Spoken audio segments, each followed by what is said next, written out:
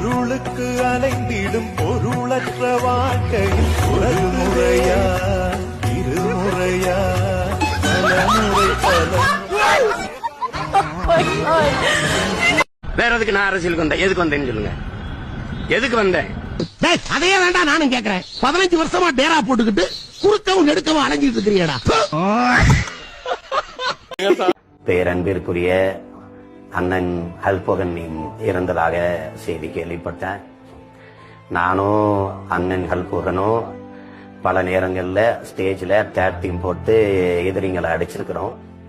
பல இந்த இடுப்பில் மாட்டும் அந்த சாதனத்தை வாங்கியிருக்கிறோம். பெல்ட்னு சொல்லுவாங்க. அதை நாங்க நிறைய பெல்ட்டுகள் வீச்சிருக்கிறோம். அண்ணனுக்கும் எனக்குமான அந்த உறவு என்பது அவர் கை தட்டி காது பக்கத்துல இப்படி கொண்டு போய் ஒரு மாதிரி செய்கை செய்வாரு. அதுவும் நான் சொல்லி கொடுத்தது தான். நான் மூக்க நோந்துற மாதிரி நீங்க காது கிட்ட கையை போட்டு போங்க அப்படின்னு சொல்லி அண்ணன் ஹல்போகனுக்கு நிறைய உதவி பண்ணியிருக்கேன்.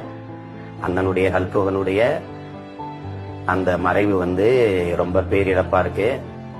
அதுக்காக மிகவும் வருத்தம் தெரிவித்துக் கொள்கிறேன்.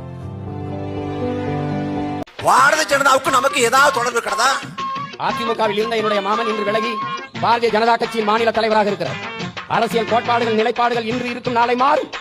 இந்த மேடை எவ்வளவு அழகா இருக்கு பாத்தீங்களா? மாப்பிள்ளை சீமான் உட்பட எல்லாரும் இங்க இருக்கிறாங்க. ஒரு 2 மாசத்துக்கு முன்னால இந்த மேடை இதே மாதிரி இருந்த நிலைமை என்ன இருக்கு தமிழ்நாடு?